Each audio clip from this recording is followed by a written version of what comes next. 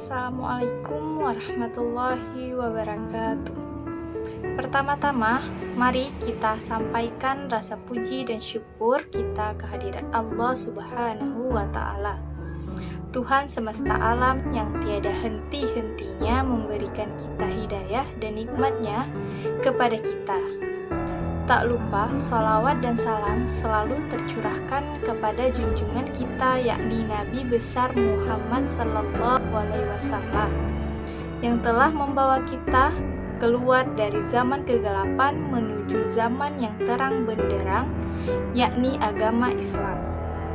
Dan semoga kita semua diberikan syafaatnya pada yaumil akhir kelak. Amin. Baik, nama saya Nadia Farhakina dari Prodi PAI Unit 3 semester 4 dengan mata kuliah Psikologi Belajar PAI. Yang saya hormati ialah dosen pengampu saya ialah Bapak Yustizar MPDI. Baik, di sini saya akan menjelaskan tentang materi yang berjudul Teori-teori Psikologi Belajar Konvensional. Nah, yang pertama ialah teori behavioristik.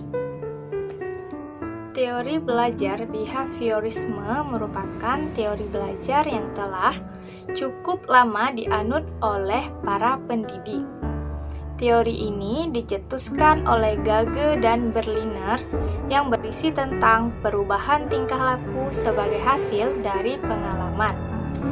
Behaviorisme merupakan salah satu aliran psikologi yang memandang individu hanya dari sisi fenomena jasmaniah dan mengabaikan aspek-aspek mental. Dengan kata lain, behaviorisme tidak mengakui adanya kecerdasan, bakat, minat, dan perasaan individu dalam suatu belajar. Dengan kata lain, proses pembelajaran menurut teori behaviorisme adalah bahwa proses pembelajaran lebih menekankan pada proses pemberian stimulus atau rangsangan dan rutinitas respon yang dilakukan oleh siswa. Inti pembelajaran dalam pandangan behaviorisme terletak pada stimulus respon. Menurut teori behavioristik, belajar adalah perubahan tingkah laku sebagai hasil dari pengalaman. Belajar merupakan akibat adanya interaksi antara stimulus dan respon. Stimulus adalah apa saja yang diberikan guru kepada siswa, sedangkan respon berupa reaksi atau tanggapan siswa terhadap stimulus yang diberikan oleh guru tersebut. Tujuan pembelajaran menurut teori behavioristik ditekankan pada penambahan pengetahuan, sedangkan belajar sebagai aktivitas yang menuntut pelajar untuk mengungkapkan kembali pengetahuan yang sudah dipelajari dalam bentuk laporan, kuis, atau tes. Penyajian isi atau materi pelajaran menekankan pada keterampilan dan terisolasi atau akumulasi fakta mengikuti urutan dari bagian keseluruhan. Evaluasi menekankan pada respon pasif keterampilan secara terpisah dan biasanya menggunakan paper and pencil test. Evaluasi hasil belajar menuntut jawaban yang benar. Maksudnya, bila siswa menjawab secara benar sesuai dengan keinginan guru, hal ini menunjukkan bahwa siswa telah menyelesaikan tugas belajarnya. Evaluasi belajar dipandang sebagai bagian yang terpisah dari kegiatan pembelajaran dan biasanya dilakukan setelah selesai kegiatan pembelajaran. Prinsip-prinsip dalam teori behavioristik. Nah, yang pertama ialah objek psikologi adalah tingkah laku. Yang kedua, semua bentuk tingkah laku dikembalikan pada refleks. Nah, yang ketiga ialah mementingkan pembentukan kebiasaan. Yang keempat, perilaku nyata dan terukur memiliki makna tersendiri. Yang terakhir ialah aspek mental dari kesadaran yang tidak memiliki bentuk fisik harus dihindari. Yang B ialah teori kognitif. Teori belajar kognitif berasal dari pandangan Kurt Lewin pada tahun 1890 sampai 1947, seorang Jerman yang kemudian berimigrasi ke Amerika Serikat.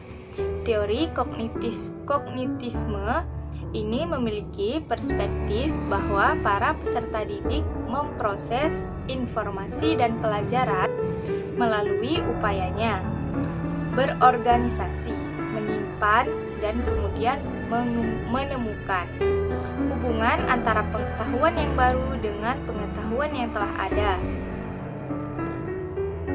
Karakteristik teori kognitif. Yang pertama ialah belajar adalah proses mental, bukan behavioral. Yang kedua, siswa aktif sebagai penyadur.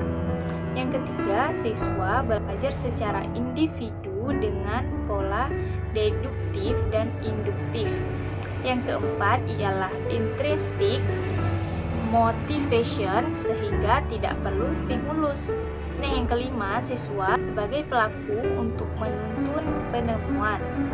Yang terakhir ialah guru memfasilitasi terjadinya proses insight. Yang ketiga ialah teori humanistik. Teori belajar ini berusaha memahami perilaku belajar dari sudut pandang pelakunya, bukan dari sudut pandang pengamatnya.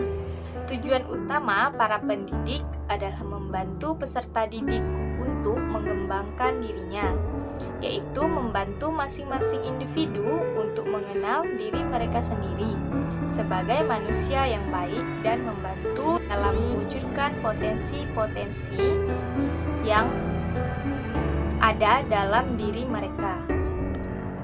Dalam teori belajar humanistik, proses belajar harus berhulu dan bermuara pada manusia itu sendiri. Meskipun teori ini sangat menekankan pentingnya isi dari proses belajar, dalam kenyataan teori ini lebih banyak berbicara tentang pendidikan dan proses belajar dalam bentuknya yang paling ideal. Dalam teori belajar humanistik, belajar dianggap berhasil jika si pelajar memahami lingkungannya dan diri sendiri. Peserta didik dalam proses belajar harus berusaha agar lambat laun ia mampu mencapai aktualisasi diri dengan sebaik-baiknya. Teori belajar ini berusaha memahami perilaku belajar dari sudut pandang pelakunya, bukan dari sudut pandang pengamatnya. Selanjutnya, Gardner dan Briggs mengatakan bahwa pendekatan humanistik adalah pengembangan nilai-nilai dan sikap pribadi yang dikehendaki secara sosial dan pemerolehan pengetahuan yang luas tentang sejarah, sastra, dan pengolahan strategi berpikir produktif. Pendekatan sistem bisa dapat dilakukan sehingga para peserta didik dapat memilih suatu rencana pelajaran agar mereka dapat mencurahkan waktu mereka bagi bermacam-macam tujuan belajar atau sejumlah pelajaran yang akan dipelajari atau jenis-jenis pemecahan masalah dan aktivitas-aktivitas kreatif yang mungkin dilakukan. Prinsip teori belajar humanistik. Yang pertama ialah manusia mempunyai belajar alami. Yang kedua, belajar signifikan terjadi apabila materi pelajaran dirasakan murid mempunyai relevansi dengan maksud tertentu. Nah, yang ketiga ialah belajar yang menyangkut perubahan di dalam persepsi mengenai dirinya. Yang keempat ialah tugas belajar yang mengancam diri ialah lebih mudah dirasakan bila ancaman itu kecil. Yang kelima, bila ancaman itu rendah, terdapat Pengalaman peserta didik dalam memperoleh cara. Yang keenam, belajar yang bermakna diperoleh jika peserta didik melakukannya.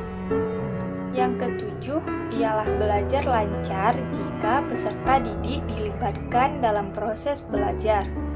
Yang kedelapan, belajar yang melibatkan peserta didik seutuhnya dapat memberi hasil yang mendalam. Yang terakhir ialah kepercayaan pada diri peserta didik ditumbuhkan dengan membiasakan untuk mawas diri. Dari pembahasan saya tadi dapat kita simpulkan bahwa teori belajar adalah suatu proses yang dilakukan oleh guru yang telah diprogram dalam rangka membelajarkan siswa untuk mencapai tujuan pembelajaran yang telah ditentukan sesuai dengan petunjuk kurikulum yang berlaku. Baik, sekian dari pembahasan saya. Saya mohon maaf jika ada kesalahan. Saya akhiri dengan wabillahi taufiq wal hidayah. Assalamualaikum warahmatullahi wabarakatuh.